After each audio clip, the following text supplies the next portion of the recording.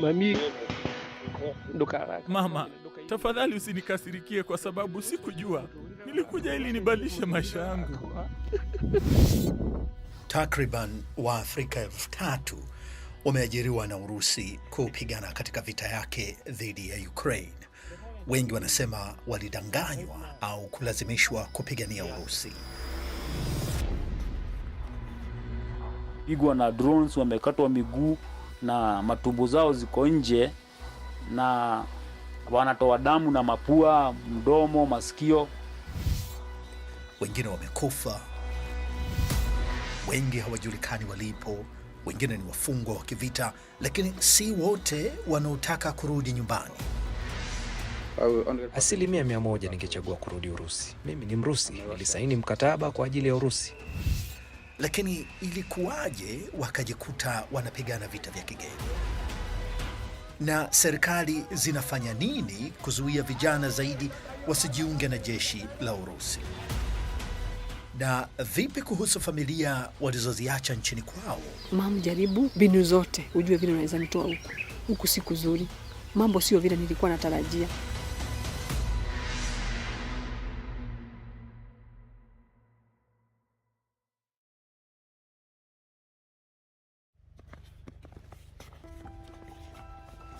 Tangu kuanza kwa vita vya Urusi na Ukraine mwaka 2022, Waafrika wamepigana katika pande zote za mzozo huo.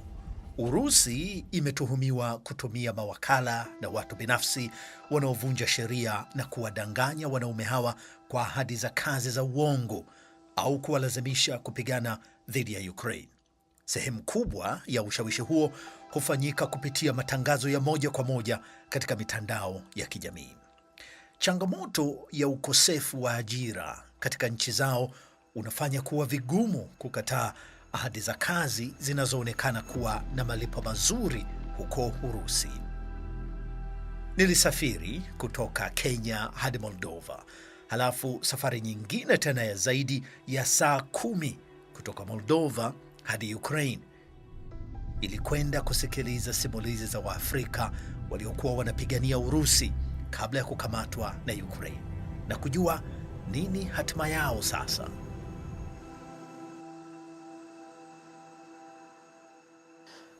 Leo ndio siku ambayo nakwenda kuongea na wafungwa wenyewe. Sasa katika mchakato wote huu wa kupata fursa hii, kuna taarifa nyingi sana ambazo sikuweza kujua mapema. Kwa mfano, hata eneo lenyewe ambapo gereza lipo sikujua mpaka jana jioni, lakini kwa sababu za kiusalama, kwa hivyo inabidi uelewe tu. Ya kufikia sasa tunafahamu mambo mengi kuhusiana na hawa Waafrika ambao wanapigana kwa niaba ya jeshi la Urusi. Tunajua wanakotoka, tunajua namna ambavyo wameandikishwa katika jeshi la Urusi. Lakini yapo maswali mengine mengi ambayo bado hatufahamu. Kupata ruhusa ya kuwaona wafungwa ni jambo gumu linalopitia mchakato mrefu. Lakini tulipowasili hapo gerezani, tulipatiwa kwanza ziara ya gereza lenyewe. Mamlaka za Ukraine zinajitahidi sana kuonyesha ulimwengu kwamba wao wanawatunza vizuri wafungwa wa kivita waliowakamata, wakizingatia kabisa sheria za kimataifa. Tukaonyeshwa kioski ambako wafungwa wanaweza kupata bidhaa kadhaa baada ya kufanya kazi hapo gerezani, lakini pia vituo vya afya. Halafu tukaalikwa pia hata kujaribu chakula wanachokula wafungwa. So hapa tuna mkate, hapa kuna supu, hapa kuna naita uji. Unaonekana sio wasembe kama ambao tumezoea, lakini ni uji, halafu umewekewa nyama kidogo. Si mbaya kwa chakula cha mfungwa, sio kibaya kabisa. Hatimaye tukapewa kile kilichotuleta, nafasi ya kuzungumza na wafungwa wenyewe. Mamlaka za Ukraine zilituruhusu kuzungumza nao kwa uhuru, lakini si kila mfungwa alikuwa tayari kuzungumza nasi. Tukapata wafungwa 3 waliokubali kuzungumza nasi.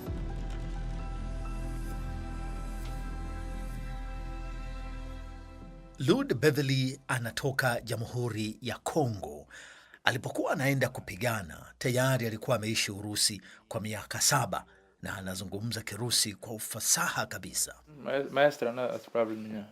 Akiwa Urusi, Lud anasema alipata shida ya kifedha, akaanza kuuza dawa za kulevya, akakamatwa, akafungwa gerezani.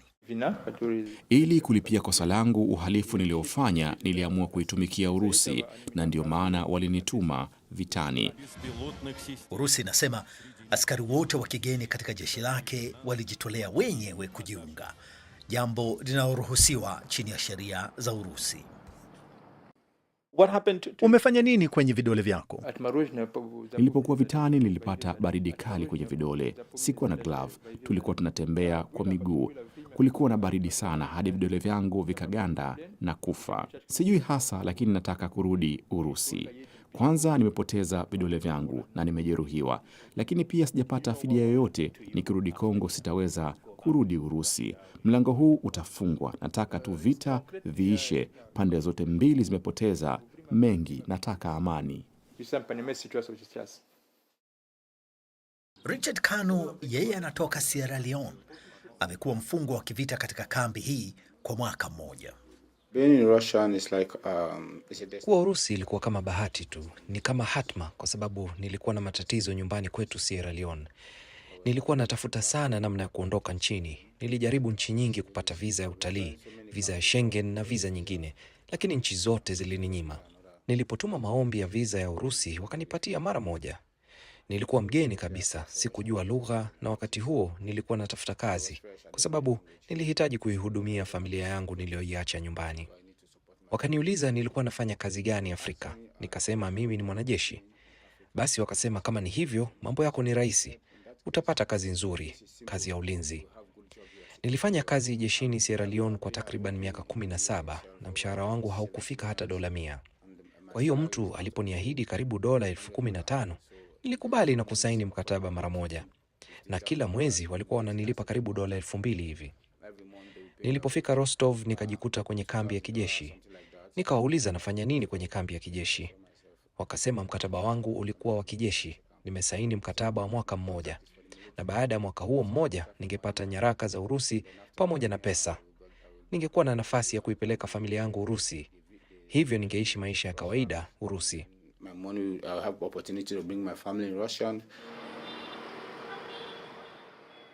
Hii ndiyo nyumba ambayo Richard anayoishi huko nchini Sierra Leone.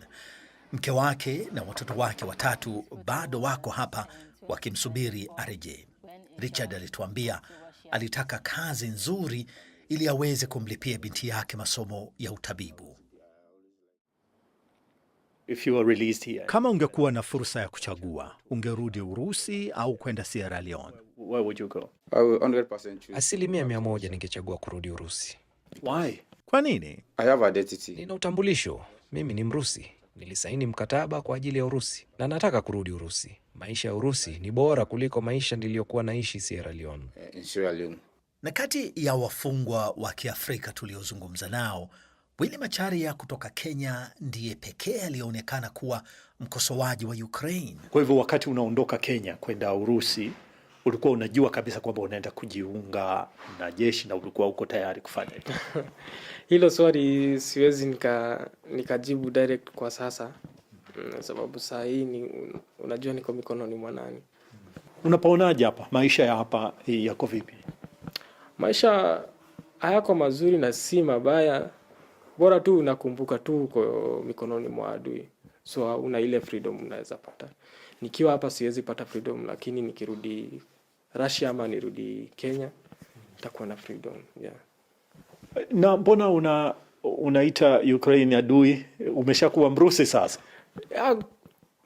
Hali venye nilikuwa napigania Russia. So nikiwa Ukraine niko hali mikononi mwa adui. Yeah.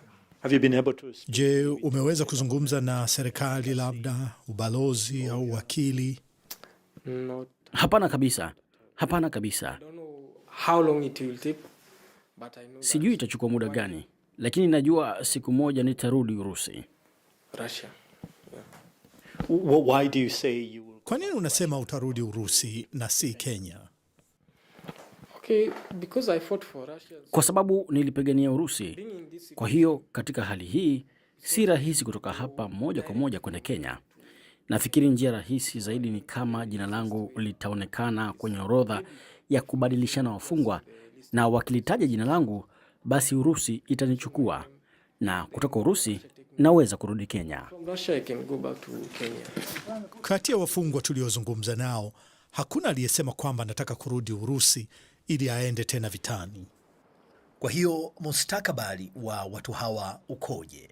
Tukasafiri hadi mji mkuu wa Ukraine, Kiev, kuzungumza na maafisa waandamizi wa serikali ya Ukraine. At the moment, Africans were not involved. Kwa sasa Waafrika hawajahusishwa katika mabadilishano na wafungwa wa Urusi. Kwa ujumla, Waafrika wanataka kubadilishwa warudi Urusi kwa sababu wanataka kuchukua fedha zao. Wanaamini kwamba kwenye akaunti zao za benki kuna fedha kutoka serikali ya Urusi kama malipo ya kushiriki kwao katika vita, na wanataka kuzipata. Wanataka kubadilishwa, lakini hadi sasa hatujaona hatua yoyote kutoka upande wa Urusi ya kuwataka warudishwe. To take them back.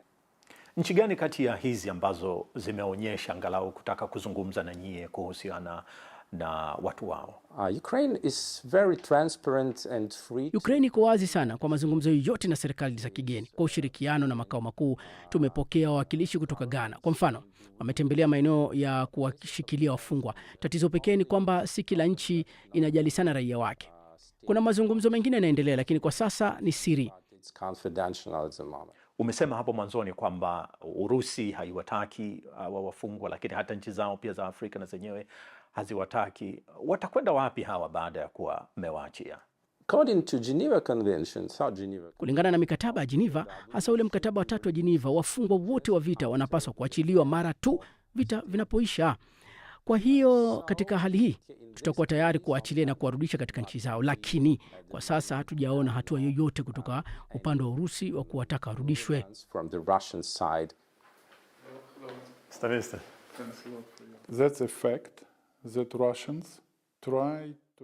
Ni kweli kwamba Warusi wanajaribu kuwaandikisha zaidi raia wa nchi za Afrika katika majeshi yao.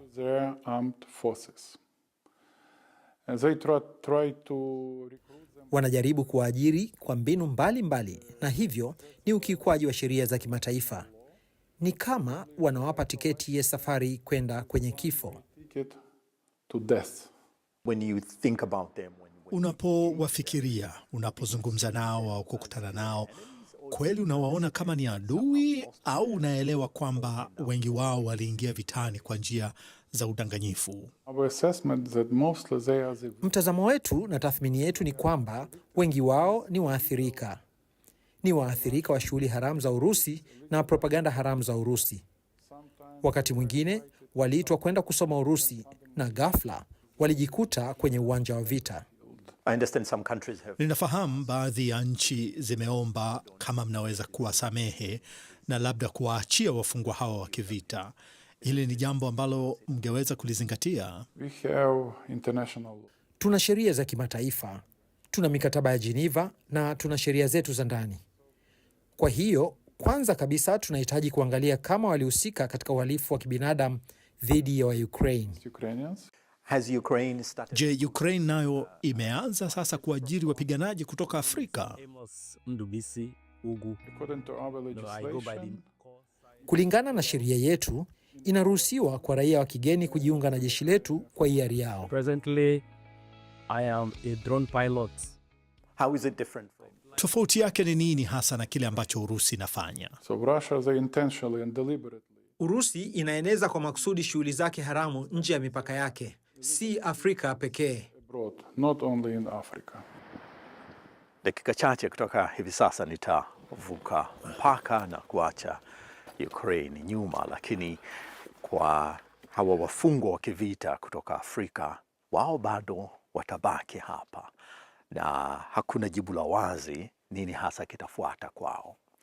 Ni kama vile wako katikati sasa ya nchi na siasa, kwa sababu Ukraine inasema haiwataki. Russia, mipango ya Urusi yenyewe haijulikani ni nini hasa, lakini nchi zao pia zimefanya kidogo tu kuhakikisha kwamba wanatatua hatima yao.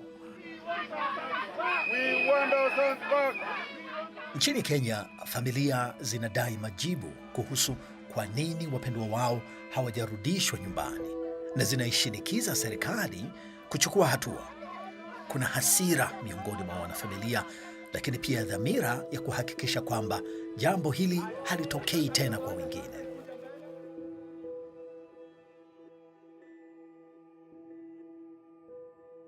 Kuja akaniambia, mama, nimepata kazi nje ya Kenya. Wanaenda kujenga kambi ya jeshi Russia. Na anaenda kama plant mechanic, plant operator. Akaniambia, mama, expect few calls. Mimi ndio nitakuwa nakupigia, nimeanza masomo. Kukaa kama wiki moja hivi.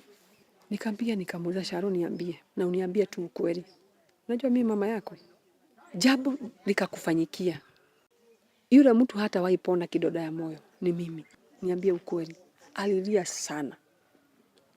Akaniambia, mama, hili jambo linafanyanga nilie kila siku.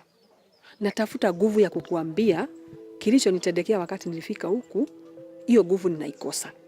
Mama, nilipofika huku nililazimishwa kusign contract. Akaniambia, as we speak niko training ya jeshi.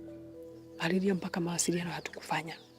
Mami ndokarakane mami na doka hiyo. Mama, tafadhali usinikasirikie kwa sababu sikujua. Nilikuja ili nibadilishe maisha yangu. Niombe na umuombe Mungu anilinde. Kijana wangu alikufa tarehe 25 Disemba na hiyo ndio siku yake ya kuzaliwa.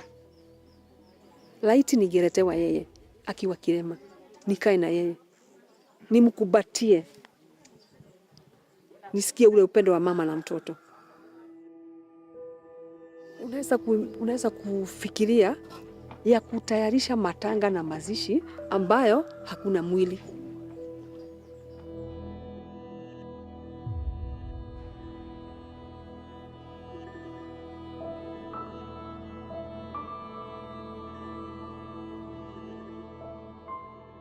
Duncan Chege alifanikiwa kurudi Kenya baada ya kujifanya kuwa ana matatizo ya akili. Anasema wakati anakwenda Urusi aliahidiwa kazi ya udereva, lakini alipofika huko akapelekwa kupigana mstari wa mbele kabisa wa vita. Moja kwa moja tulipitia Amari.